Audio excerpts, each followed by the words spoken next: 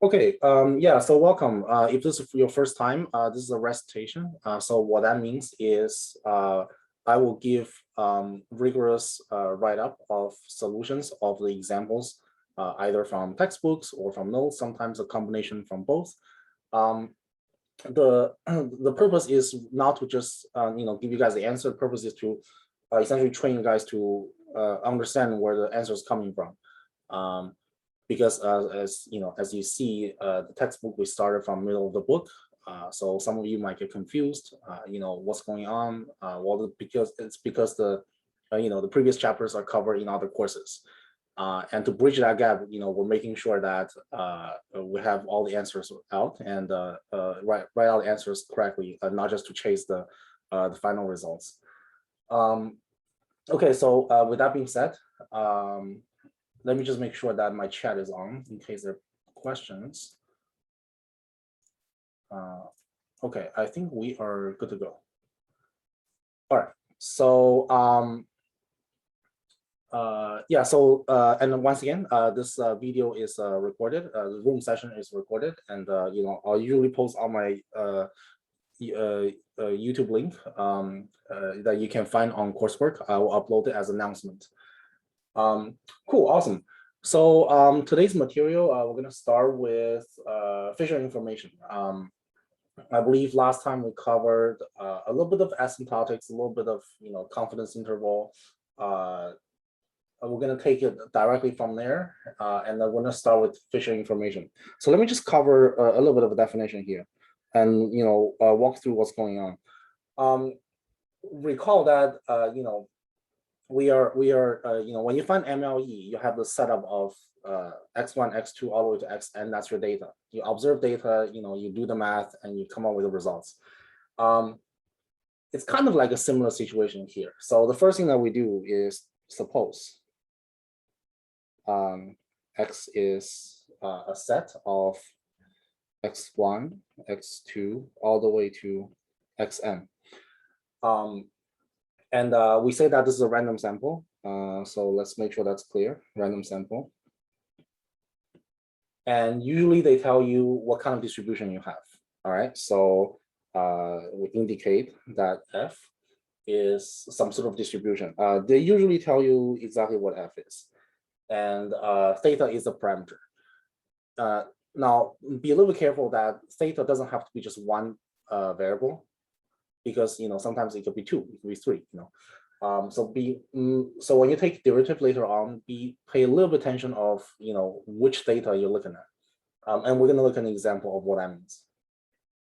So another thing is theta is under omega. You can kind of think of this as a support if you take real analysis, but if not, just think of this like the all possible values that theta are allowed to take. We'll call that set omega. And with that being said, now we can talk about the joint PDF or the joint likelihood. So the joint, we usually use the notation of Fn. So this subscript of n just refer to a joint. And the definition of that can simply just be, you have, let's say you have n, then it's a product of n terms, specifically n PDFs multiply each other. All right, so let's write that out. That's going to be x theta, and that's essentially product of all the f's. All right. So with that being said, you can define. Let's use a textbook notation. You can define this lambda n that's based on your data, and also condition on the parameters data. So data x given on based on parameters data, the lambda is defined as the log of essentially your joint likelihood. So Fn x theta, just like that. All right. And once you have this lambda thing, right, this log of Fn x given theta, then you can talk about how to find the Fisher information. So what I mean by that is then you can essentially compute Fisher information. We use this capital letter I to notate Fisher information of something, right? So let's be very careful here. This is a random sample. So let me just write that out here. IN that is going to be dependent on your parameter theta. And this is exactly expectation. And then you have lambda n prime. That's your data, that's your parameter. And then don't forget the square here.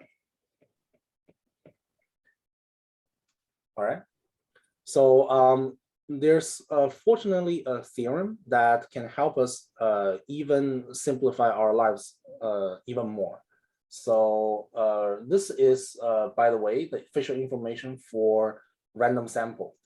So the benefit of me mentioning this upfront is because I want to really differentiate, like really let you guys, really point out that you should distinguish the Fisher information for one observation between or with Fisher information with the entire sample.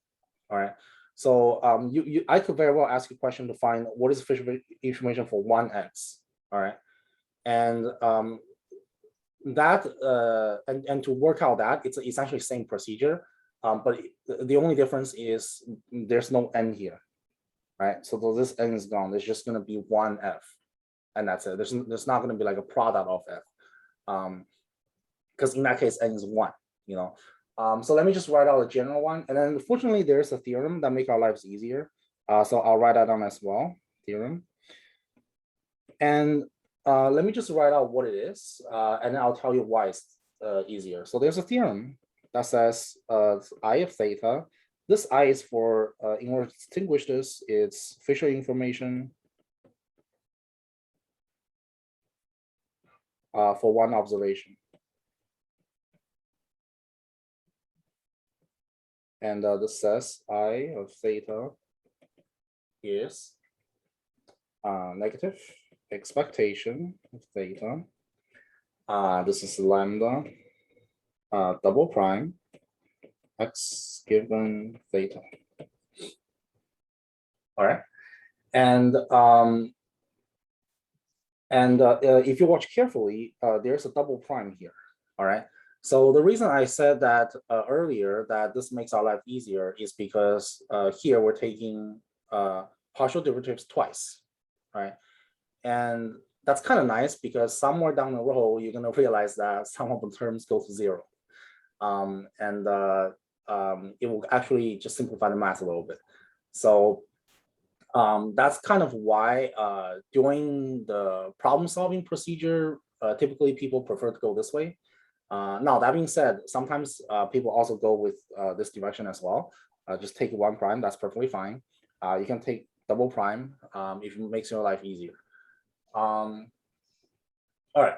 So with that being said, that's going to be Fisher information for essentially one observation. And then up here we have like a generalized for like random sample. So yeah, so with that being said, let's look at an example just to reinforce that theory. All right, let's see, what do I have?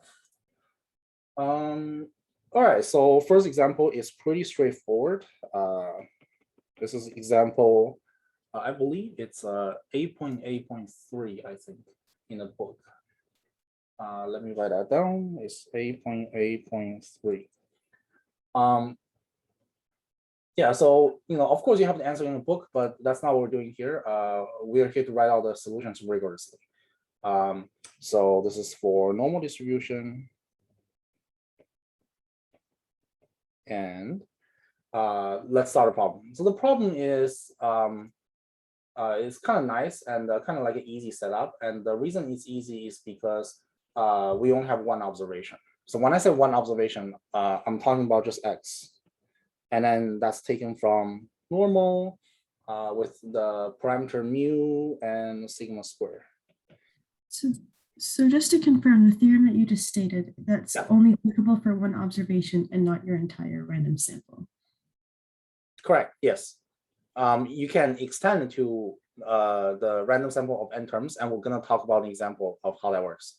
Yeah. Thank you. Yeah, that's a good question.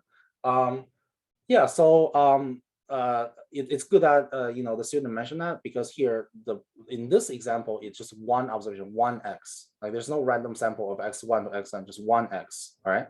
So we have one x. That's it. It's coming from normal mu sigma square, and that's a setup. The goal is simple. The goal is very simple. The goal is simply to find the Fisher information for the first parameter, right? For mu. So let us take a look. Okay. So the goal is simple. Let me just write out question. Find Fisher information I for mu. That's our goal. All right. So we stick with formula, right? We stick with definition, and the procedure mentioned definition. And we're gonna land on the second order derivative. So that's the plan. Okay. So let's start. First, we write out the lambda. So lambda x given theta. Because here we have just one term x, right? One observation x. So you don't really get the joint one, like the pi I from I to 1 to n. You don't get that, right? You have one. So this is simply just log, and then I plug in fx of theta. And you should know what this is, because they tell you it's normal mu sigma square. So you know exactly what it is, right? You can write it out. So let's do that. So since normal mu sigma square has PDF, I'll plug it in. So so I'll say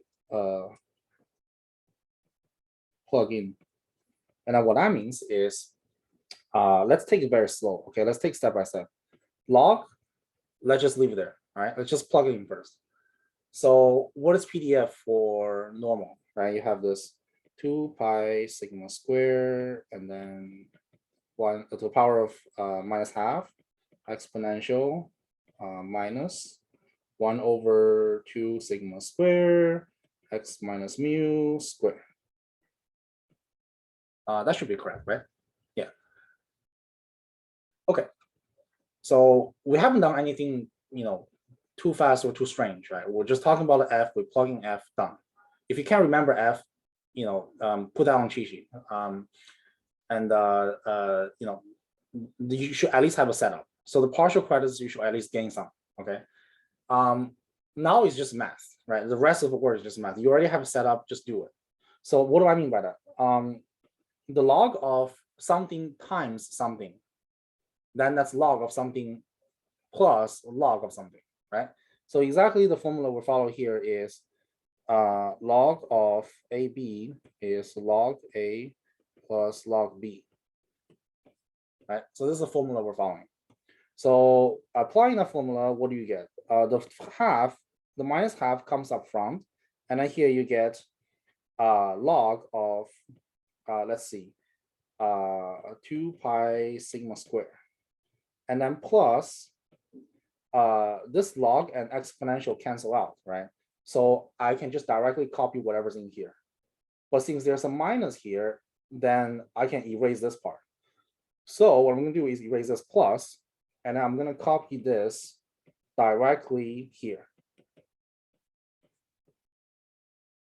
Make sense? All right. I don't see any questions, so I'm assuming this part is good. So here, you essentially have breaking up this, whatever this lambda is, right? You break it up into two terms, something and something, right? And from here, you can essentially just look at exactly what they want you to do. And since they want mu, right? So here, technically speaking, the theta has this and this, right? It can be mu, can be sigma squared, but it's asking you mu. So here, let's be a little bit careful. Parameter is mu. So what I'm going to do is I'm going to get rid of that, and simply I can just write mu there. All right. So now, with that being said, the next step in our procedure is to take derivative. So when I write this lambda prime x given mu, blah, blah, blah, this refers to taking partial derivative of this lambda thing with respect to mu. Okay, and you know, and that's because simply this is mu here. It asks us in the question. The question asks the information, Fisher information for mu. Then when we take partial derivative, it's respect to mu. All right. So immediately when you do that, you realize that this whole thing goes to 0 because there's no mu in there. Right? It's independent from mu. So that's kind of nice. And then the rest is just to work out the math, right? So let's take it very slow. So here, what do you have? You have with respect to mu, right? So this doesn't change. This 2 comes up front. So 2, let's write that here.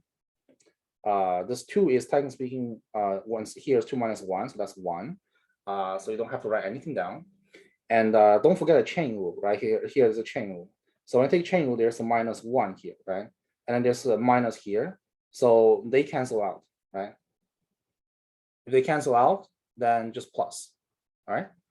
So now I'm left with nothing but to essentially write out the final answer, which is x minus mu over, obviously 2 cancels out, so sigma squared. So let me pause. Any questions all the way up to here? Good? Yep. All right, awesome.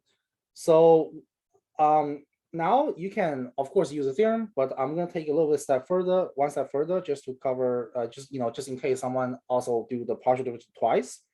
When I do the partial derivative for a second time, it's of course with respect to the same parameter.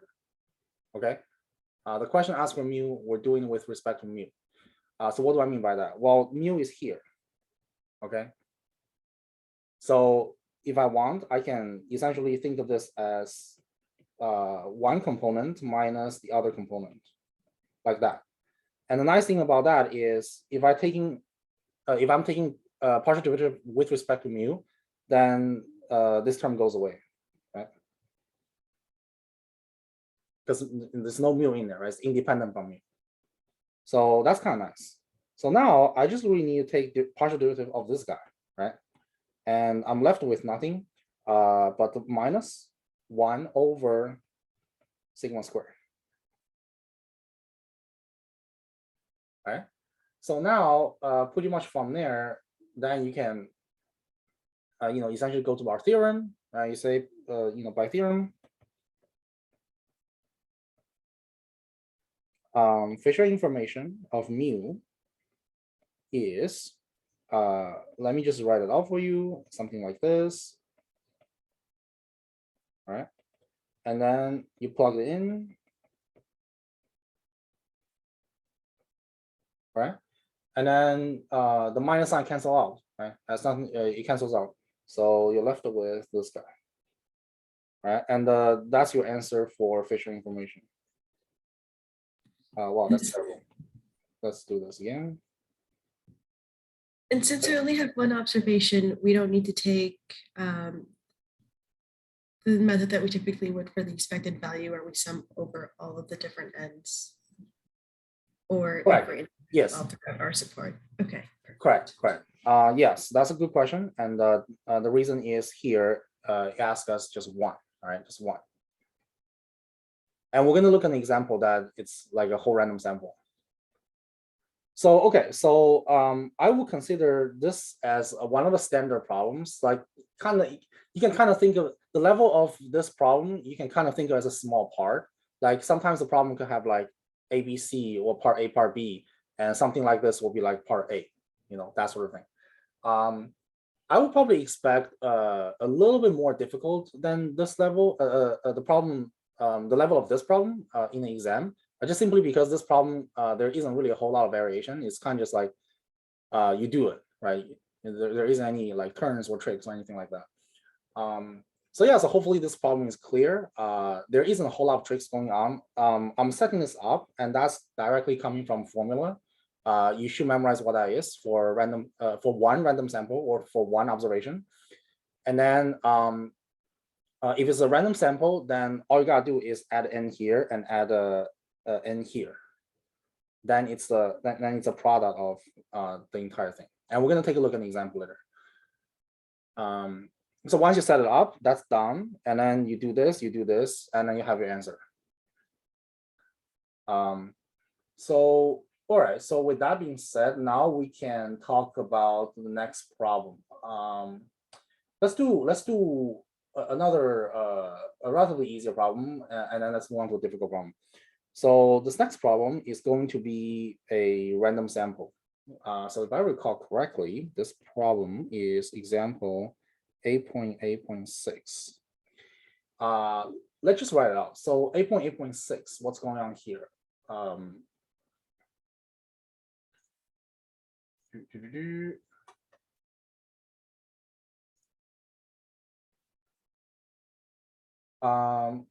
Okay, so exponential distribution with a random sample to be n while n is greater than 2. Great, so let's write that out. All right, so suppose we have random samples. So I'll say we have random samples. This is S, okay? Usually when you see that, it means you have more than one term, all right? So what does that mean? So that is x1, x2, xn from exponential, all right? So what is a parameter? Parameter is beta. So from exponential with parameter beta. I'll just be lazy and write beta. So what I mean, what that means is the has PDF to be what? F x given beta, that's your parameter, and that is exactly beta exponential parenthesis minus beta x. Let me just make sure I have it correctly. That should be good. And don't forget your support for x positive. Okay, so that's your, so you observe the data, right? x1 to xn, in this case, is more than 1, so it's n terms. And they said that n is greater than 2. So you can kind of, just imagine that you have some sort of like relatively large n. And it tells you what the PDF is, right? Exponential. And I think you have pretty much everything that you need. You can just start doing the math. So the first step is lambda, right? What is lambda? Let's write a data. Let's write a parameter beta, and then in this case, I am going to cheat a little bit, and I'll tell you guys how. When I usually how it goes is you can use the joint one, the joint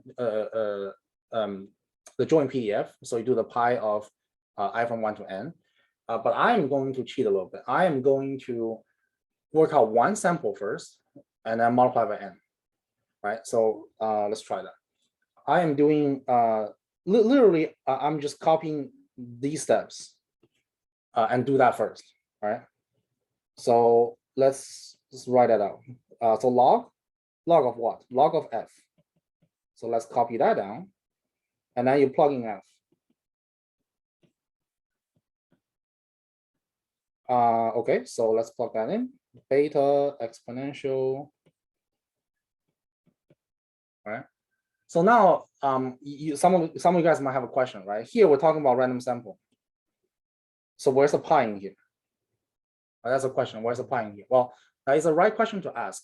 There's no pi as of right now. As of right now, there's no pi. And the reason there's no pi is because I'm working out the Fisher information for one observation first. And we're going to get to n. All right, so we're not done yet. So bear with me right now.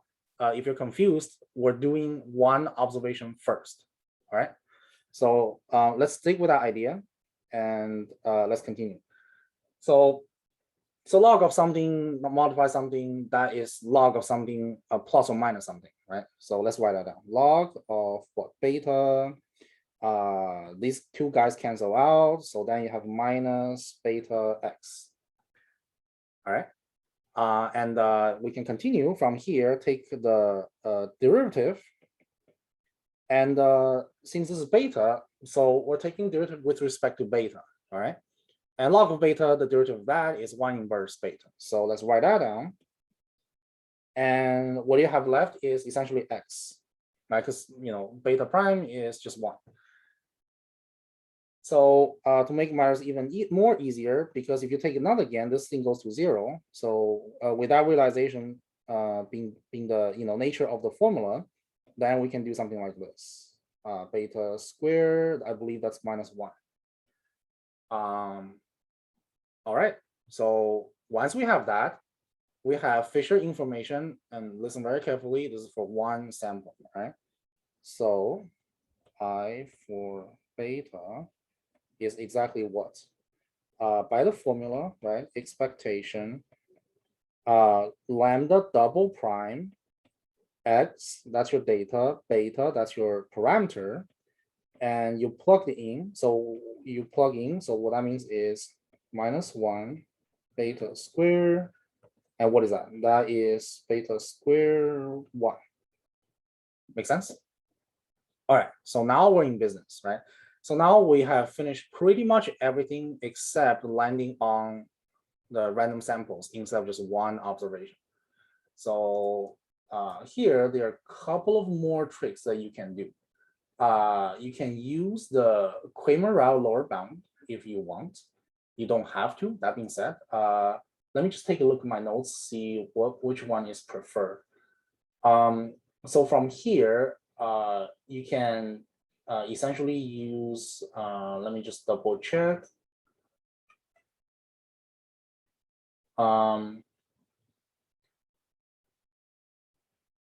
So once you have this I for Fisher information for one sample, you can directly write out for n samples. So finally say thus for n random samples is what? N times I for one sample. And what is that? That is n. Make sense? So this is our final answer.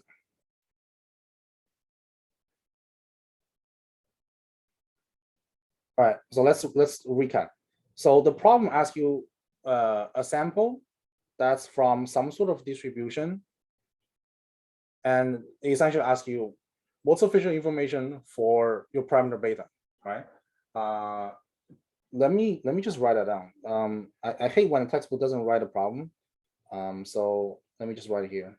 Question: what is this? Right. So if the question asks you what is the official information for random sample, and the random sample is like a whole array of things, right? It's not just one observation, it's like a whole array of things. Then you need to land on this guy. All right. So you have to land on this.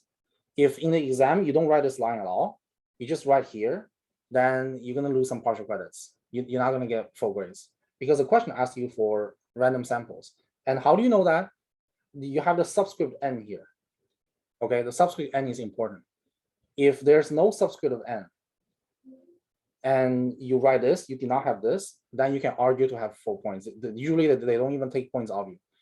If they ask for a single term, just like this, if there isn't anything like this, like that's not written, it's just written this guy, then we're talking about one observation, right? One sample, and you work out the math, then you're done. But if you're talking about, but if a question asks you I subscript n, then it's asking you for this guy. Okay, so that's the difference.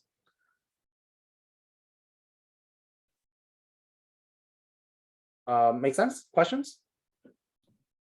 Yeah. You mentioned the Kramer lower bound, and do we typically use that when we're trying to find the MVUE? You use it when sometimes they will just ask you, the most easiest flavor is they ask you what is the Kramer lower bound. Okay, So it's actually just inverse of the Fisher information. So let me write that down. It's one of those things that it's computationally very easy, but the name confused a lot of people. So let me write that down. Kramer, Brown, lower down. So it essentially just says the variance of your of a statistics T, and assuming that T is unbiased. T is unbiased statistics. Let me be a little bit more careful. This is of theta, all right? Then the variance of T is the lower bound of the inverse of Fisher information. So this. All right, so that's essentially what the theorem says. Now, how do you use it? Well, you use it when it makes sense to use it, right? So what do I mean by that? So what I mean is, if the question asks you anything like asymptotic whatever, right? Asymptotic variance, asymptotic distribution, anything related to when n is large, what's happening, right? Limiting behavior, anything related to that, you can kind of retrace back to this formula if it makes your life easy. So you know, there's a judgment call to be made there, right? I'm not saying every problem you should use this formula, right? That's not what I'm saying. I'm saying this formula is kind of unique, and you kind of have to use it when you have to use it. Does that kind of make sense? So it's kind of like there's a judgment call. And I think next problem, let me see, next problem, there's a lot of details. I guess you can use Kramer lower bound. No one's gonna stop you from doing that. My solution didn't, just simply because I want to be a little bit more rigorous, and I want to write out more steps. But yeah, the next problem you can directly use Kramer lower bound to conclude that, no problem. And I'll show you what I mean by that. I remember from the lecture, the only time that I remember them explicitly using the Kramer lower bound to achieve something else is when they use the asymptotic distribution of a certain parameter they're trying to estimate. Yeah, that's correct. Yes. Yeah. So when you see questions that ask you what is asymptotic whatever, well, what is asymptotic variance, what is asymptotic distribution, the Kramer lower bound can be helpful. Sometimes, I would say, not all. I mean, depends on how you solve a problem. So I don't really want to enforce everyone to use that. But yes, it can be helpful. Yeah. And if your question is where to use it, you use it when you see the keywords asymptotic something. Okay. Got it. Yeah. Thank you, Joe. Yeah, of course. All right, so let's continue. The last problem, which I'm gonna aim to finish before 10. Let's see if that's possible. Okay, so this is example 8.8.11. Okay, so what is going on? Let me just take a screenshot of the problem and put it on my iPad. Let's see. Because the problem is like 6 lines, and I don't really want to copy all of that.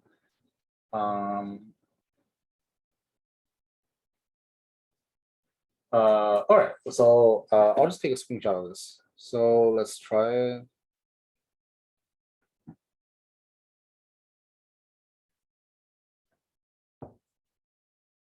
Okay, let me make this a little bit better. We are looking at 8.8.11, so something like this, and let's make it bigger.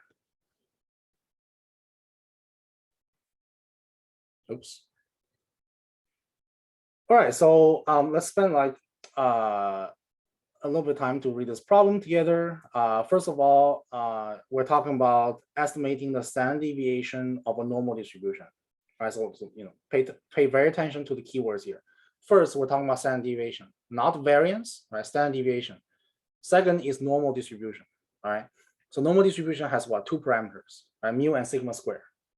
Right? Notice that's sigma square, not sigma. Okay, so those are the small slight difference that could trick people. If you write the asymptotic or you're estimating variance, that's wrong. If this entire problem is 20 points, sorry, you're gonna get 20 points all taken out. Right? I've seen that happen before. So really, really make sure exactly what you're doing is exactly what the problem is asking, right? So once again, standard deviation, not variance, okay? So let me highlight that and, oh, I'm sorry. So let me use a, highlight this guy and highlight this guy, all right? Okay, so random sample, once again, x1 to xn, you observe your data, right? It's a random sample, so it's more than one observation, right? Normal distribution, so that's clear.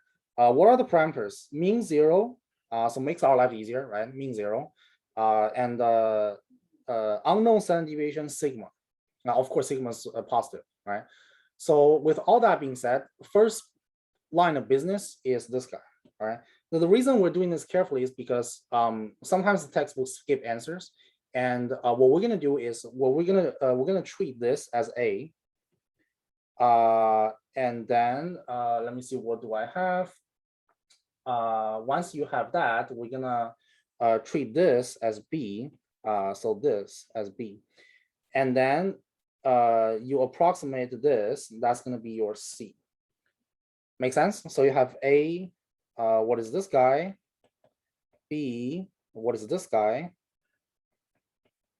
All right, and a C, asymptotics. So that's kind of a setup, right? You find your MLE, and then Fisher information is related to variance. So you find the variance, okay? And part C, so you do that in part A and part B. Part C is saying, okay, once you have MLE and variance, what does this thing look like? What is the limiting behavior when n is large? All right, so that's kind of the setup here. Now, if you pay a little bit attention and if you truly understand C, you kind of realize that A and B is helping you to bridge that gap so you can get to the answer of C. So really, this whole big problem is just trying to solve one problem, right? So it's unfortunate to say that if you miss A, your B and C is going to be wrong. And I don't know how they grade partial credits in that case. So I really want you guys to make sure that you nail at least A and B. Because if you miss C, then maybe you miss like 3-4 points, 4-5 points. But if you miss A, there's a chance that you miss the entire thing. All right. So so let's do it. Let's do it carefully.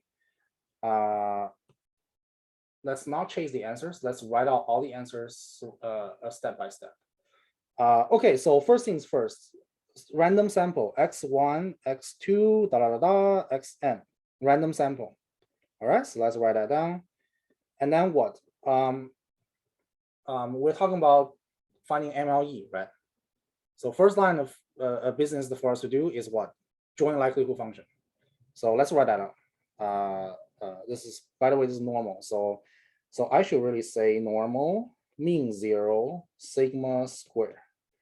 Okay, sigma unknown, positive. Okay, so with that being said, let's write it out. Fx given theta, that's gonna be 2 pi sigma square 1/2 minus 1/2 times exponential minus 1 over 2 sigma square x minus mu square. But I notice that mu is 0, right? So x squared, right? So put a remark, one sample. Okay. So so what is likelihood function? Well, a likelihood function is, sometimes people use a notation. So for likelihood joint PDF, sometimes people use a notation Fn. Sometimes people use a notation L. All right, so you do whatever you want. Okay, so as long as it makes sense, as long as you're consistent throughout your solution. But let's just say the joint likelihood. So let's just write out Fn.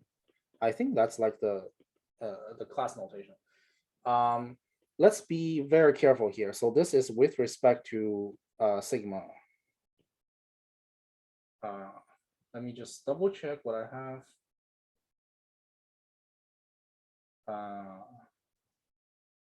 Sigma square, sigma. Okay, so now what I'm gonna do is I am going to write out just a general form, pi from I to n fxi theta. And then I'm going to write that out as the product of n terms, right? Fx1 given the parameter times fx2 given parameter. And what that means is I will have this guy, exponential. Now from here, I will have a summation I from 1 to n xi squared. All right, makes sense? So I'm not really doing anything strange. It's just the product of all n terms, and each term is the PDF for one sample. So each term is this guy. And we have n terms, so that's why there's n here, that's why there's a summation. All right, so with that being said, let's do a little bit of math. But to make our lives easier, let's do a L. This is log. So this is log of what? Of the Fn, the joint of all n terms. So let's break that down. So what do we have? Well, the first thing is we have this power term, right? So that comes up here. There's a log here, plus the log and exponential cancel out. So I can just copy this down here. All right.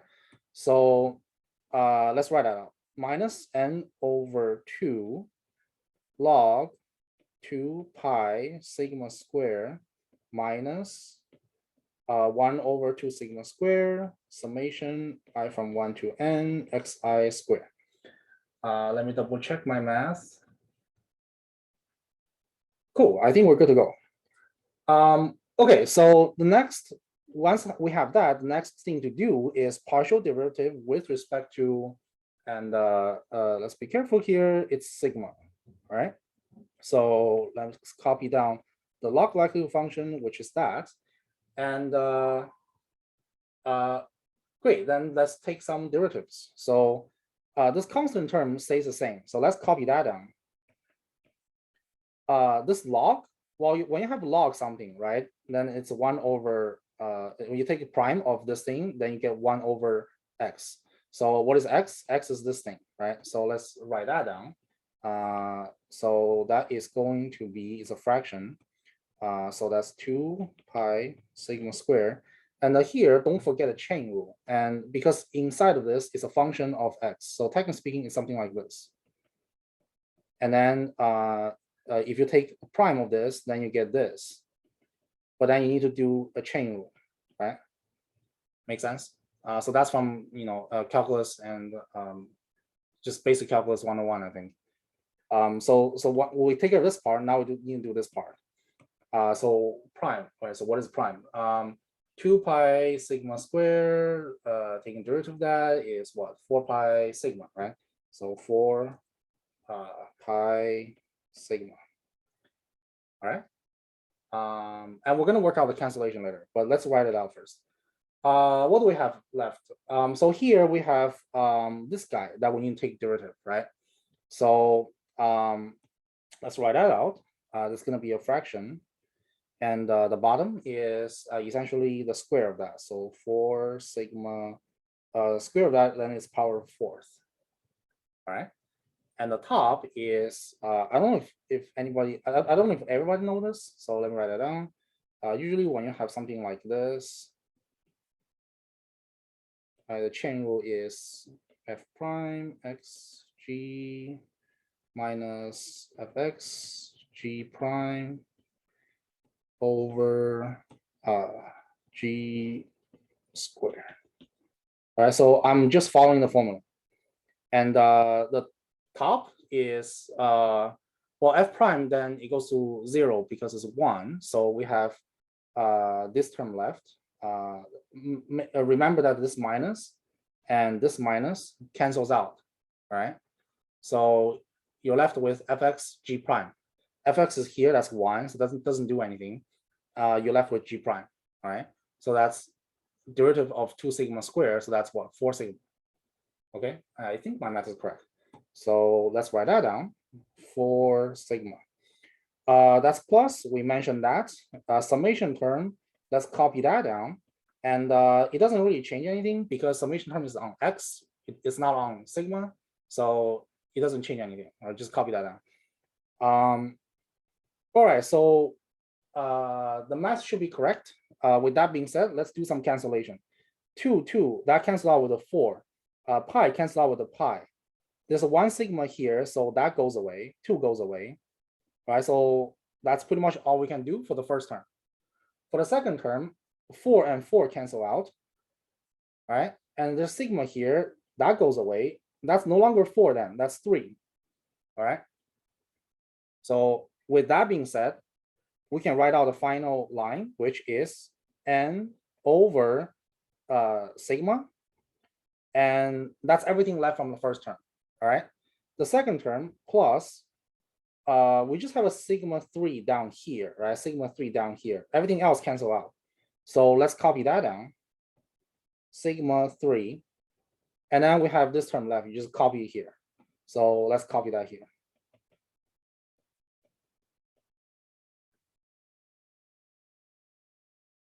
All right, so we're talking about MLE, right? So how to find MLE? You set this to 0, and then you solve it. So how do you solve it? You can essentially move this guy to the right-hand side. All right. So what do I mean by that is you're gonna get something like this. I from 1 to n xi squared equal to n sigma. And I noticed that there's a sigma here and this 3 cancel out, so there's a 2. And then what you do is you move this to the right-hand side and you move the n to the left-hand side. Make sense? So what we're gonna do is, oops, let me use this color. So what we're gonna do is, this is actually gonna give us sigma square 1 over n xi squared. All right. Now I mentioned in the beginning that we're looking at what? We're looking at sigma, right? Where's the sigma? Sigma is here. We're looking at sigma. So we're not done yet. We need to write one more thing, which is sigma. And that's essentially you take square root of this whole thing. Okay. So let me copy that down because that stays the same. And you do a parenthesis and you do a power of half. And that essentially means square root. Right? So this, if I want to be a little bit careful, this is MLE. Right? So that's the solution for MLE. Make sense? So now what we have done here is we just finished this part. All right. So any questions about this? Let me pause. Any questions about this part? So good so far. Okay, awesome. So A is good, right? Everyone's got A. Okay. Cool. That's just a little review from materials from last time. So that's good that everybody nails that. All right. So B is going to be Fisher information. All right. So Fisher information, it's the same line of business, right? We work out the lambda thing, right? We'll take derivative. Okay. So I'm gonna try not to cheat, and I'm just gonna try to write everything out. So let me notate this as A. And then let me write down here, let me say this is B, all right? So, all right, so let's do it. So f of x, let's start with this. That's 0, that's sigma square. And what is this? This is 2 pi sigma square. Make sure that we have n, it should be n samples, but we're gonna work out one sample first, and we're gonna use the trick that we did from the last problem. So n times I is the in, right? That thing. So let me just write a sketch here. So in theta. So recall, this is n times I theta, right? This is for sample. This is for one observation. Okay. All right. So let's keep going. Since it's one sample, so there's no n, so just 1/2. And then we have exponential minus 1 over 2 sigma square. This is x squared because mu goes to 0. Mu is 0. The problem tells us mu is 0. So with that being said, let's work out this. I already have up there, but I'm not gonna cheap out, so I'm just gonna write again. This is log of essentially everything plug in. So what I'm gonna do is I'm just gonna directly plug in because I trust all you guys know this by now. So let's plug in. So it's gonna be something like this. X squared. All right, so let's break that apart. The first one is half log 2 pi sigma square minus 1 over 2 sigma square x squared. All right, so once we have lambda, we're ready to take the derivative, right? So once again, lambda prime. This means taking derivative with respect to, let me be a little bit careful here. We are talking about sigma, not theta. So that's sigma, all right? Sigma. Great, awesome. So lambda prime, what is lambda prime? Lambda prime is take partial derivative with respect to theta, sigma, all right? So it's going to be minus half. Let me just to make my life easier, I am going to rewrite this line as half. I'm gonna break this apart too, because that's a product term.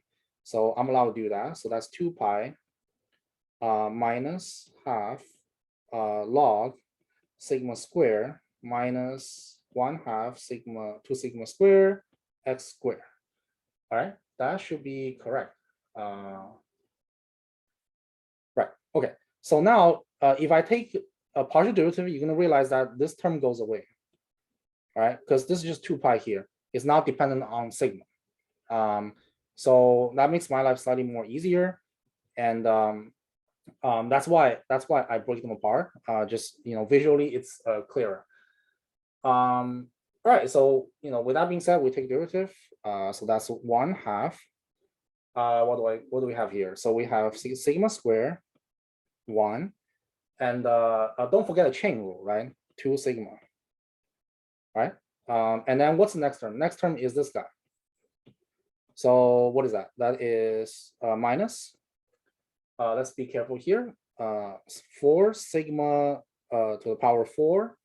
And then top is there's a subtraction here. And then the derivative of 2 sigma squared, that is 4 sigma. So let's write that down, 4 sigma. And then x doesn't change. So let's copy that here. All right, so there's some cancellation going on, right? 2 and 2, that cancels out. Sigma, then this 2 cancels out. 4 and 4 cancels out. Sigma and this 4 cancel out. So we have 3 left. I think that's about most of the things that we can do. So whatever's left, that's going to be the results for lambda prime. So let's copy that down. That's going to be this minus inverse sigma plus. Here we have sigma 3. So plus sigma 3 x1. All right. And that's just prime ones, right? Prime ones. Okay. And we're almost there. Double prime is then going to be the second partial derivative.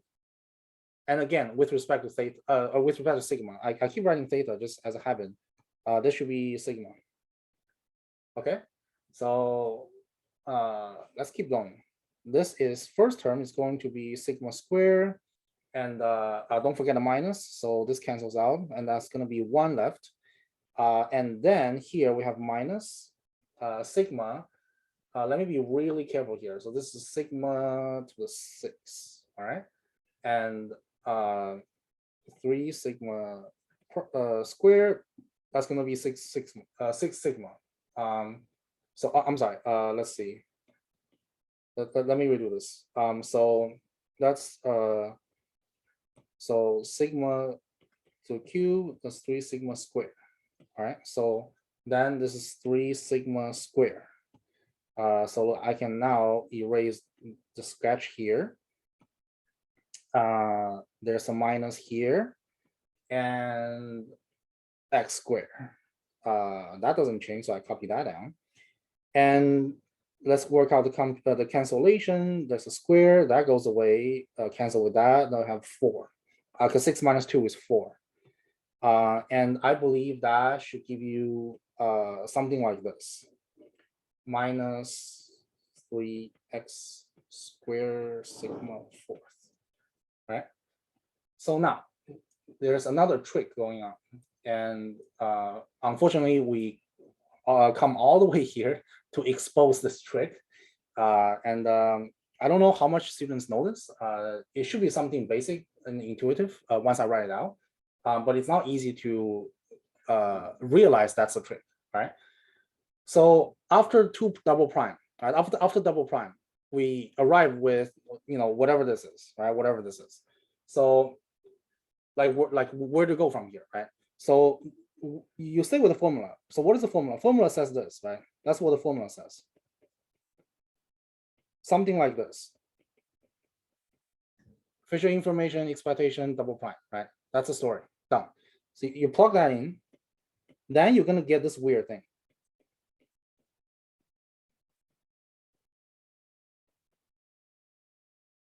All right. So then the story is, whoa, like what's going on here, right? What happened? Well, what is happening is the following. There is a small trick here, and I'll write out for you. Where's my, let's put a remark. All right, so what is the trick here? The trick is the following. Expectation of what? X squared is expectation of minus mu, right? And why? The reason is mu is 0. Make sense? How do I know that? Well, the problem tells us, right? The problem tells us. Make sense? So we need to use that. So why is this helpful, right? Why is this helpful? So pay attention that I'm actually being a little bit careless of the notation. What is actually going to happen, what is actually happening is, if you look at the formula of the PDF of normal, this part is not just x squared. This part is, technically speaking, x minus mu squared. We write x squared because mu is 0, right? That's why we write x squared. Okay, so the trick here is to realize that the mu still exists. Does that kind of make sense? So what we have to, so what we do here is we make this realization.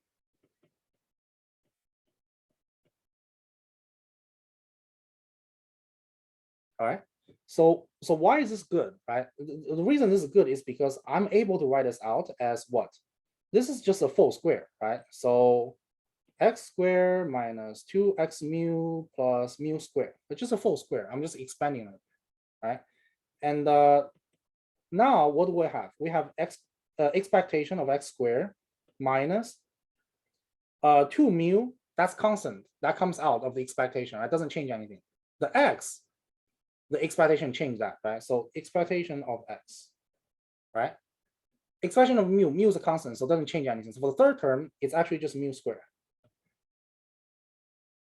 Right? So hopefully this is good so far. So now this actually becomes what? So this just becomes expectation of x squared minus this, it's mu. That's law of large number. Right? So now this actually becomes 2 mu squared plus mu squared, which is what? Which is expectation of x squared minus what? Minus mu squared. And what is that? That's variance.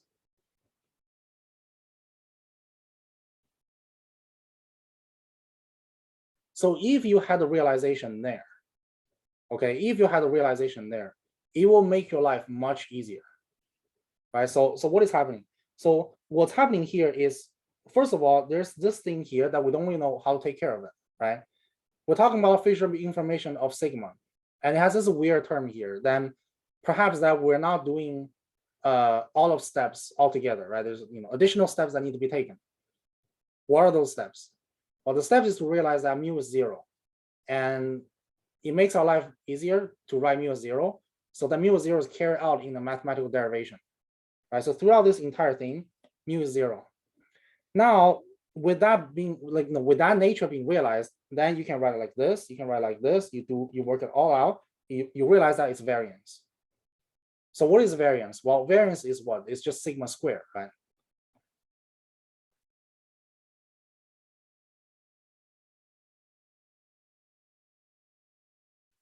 So that makes our life easier. Why? Because if I plug in this as sigma squared, right? That's a trick here. If I plug in this as sigma squared, then what we have is this guy.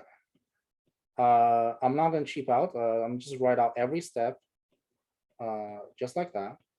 And then there's some cancellation going on. That goes away. 4 minus 2, that's 2. Make sense? All right, so then you have your answer. Thus,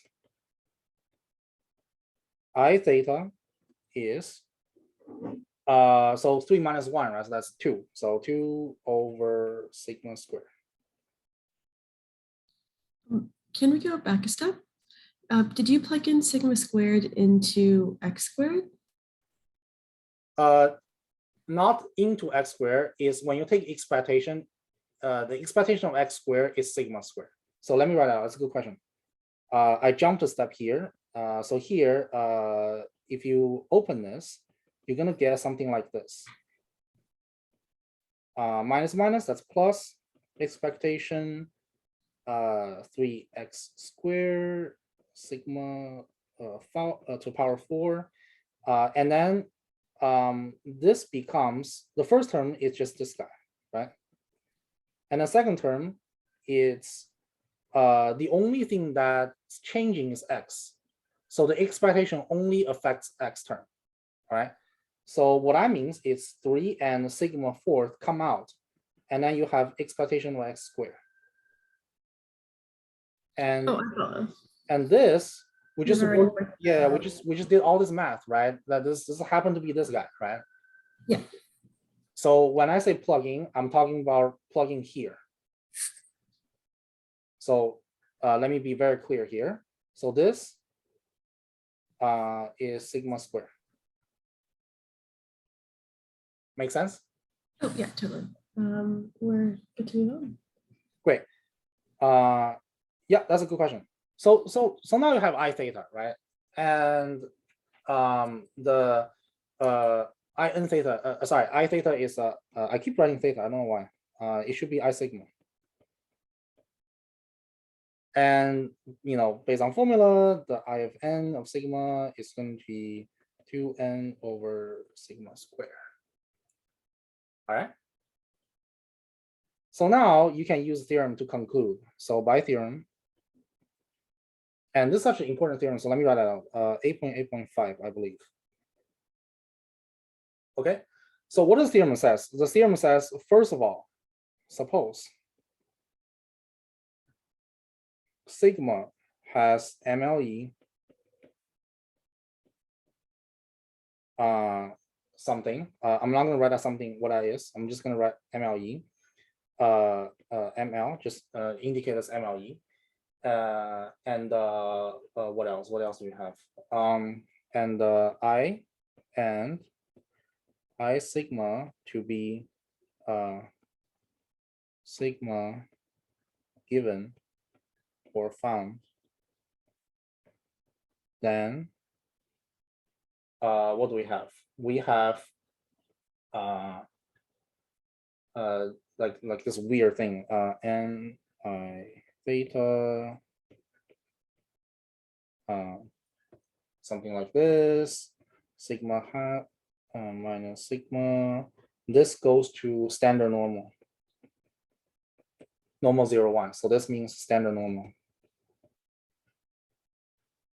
All right. You can kind of think of this as like another form of CLT, central limit theorem, if that makes sense. All right, so once again, what have we done here? So we have done B, right? So we work out A, that's MLE. We work out B, that's Fisher information. Right? Of one sample, we have it. Of n samples, we have it as well. And once we have those two things, we go for C. C asks for asymptotic whatever, like asymptotic variance, asymptotic distribution, large sample of n, limiting behavior, like that's all that is talking about same thing, right? Just limiting behavior, something to do with central limit theorem, what's going on with this thing when n is large, right? That's essentially what's asking, okay? So the way to do that is to use theorem to conclude some form of CLT. And what does it look like? It looks like that, right? So here is a C. That's the theorem, right? Let's write out the answer. So the answer is what? So sigma square, what is that? That is, let's copy, essentially just this guy, right? So we can copy that down. So that's 1 over, oops. So that's 1 over n summation I from 1 to n epsilon square square root. So we have that, and then also we have Fisher information, right? So that, what is that? So I is I of sigma, that is 2 over sigma square, in, that is 2n over sigma square, right? So thus asymptotic distribution is, you essentially plug in the formula, okay? So let me just make sure I have everything correct. That is 2n, so 2n square root sigma hat minus sigma. This is going to be normal 0, 1. All right, and if the question asks you like something like what is asymptotic variance or anything like that, you can specify. So which has asymptotic mean sigma and asymptotic variance to be 1 over, right? So that's exactly 1 over this, which is what? Which is sigma square over 2n. Okay, so what's the interpretation here? The interpretation is, as we have infinite amount of samples, right? So basically, let's go back to this problem. So exactly the situation that described up here.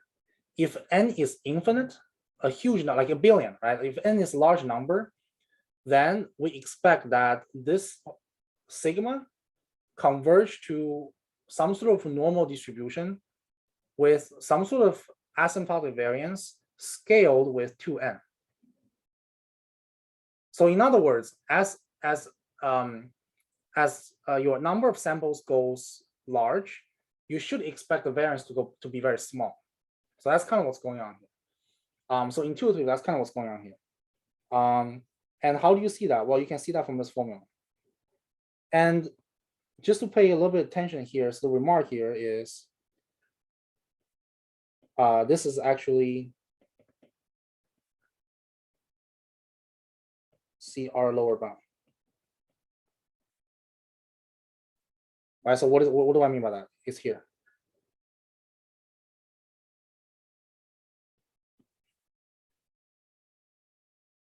Make sense?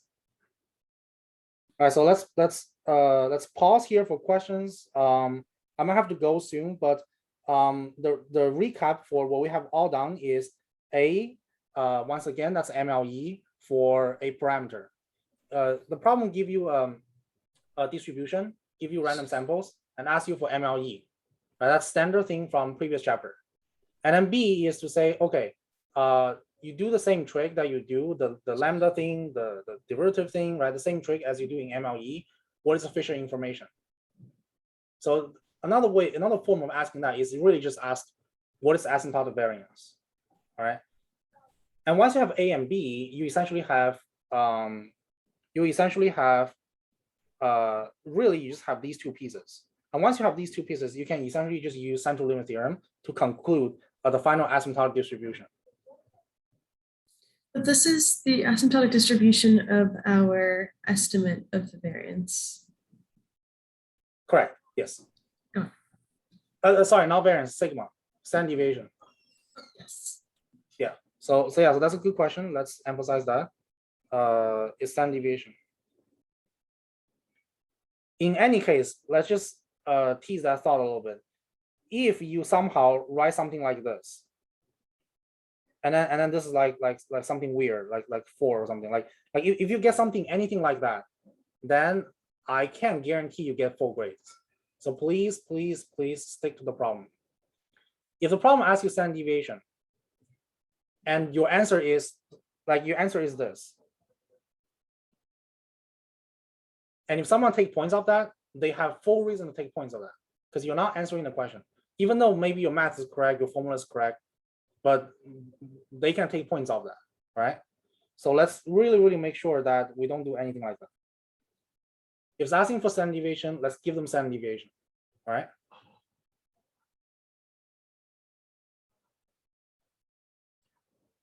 All right, cool. I think that's everything I have. Sorry, the time goes a little bit over. We also give a few minutes to wait for students to join, so maybe that's canceled out a little bit. So hopefully it's within an hour, but if not, I apologize for that. And if you miss anything, not to worry. You can always send me emails. I will of course upload this to online, to internet, to YouTube, and you guys can watch this, however many times that you like. Thank you, Chef. And then you're good to go. Yeah. Do you have time to take questions from the homework or from lecture? I might have to go soon, so can you email me? For sure. Yeah, you, just email me. Yeah. Have a good day. Thank you guys. Have a good one. Bye. Yeah. Bye-bye.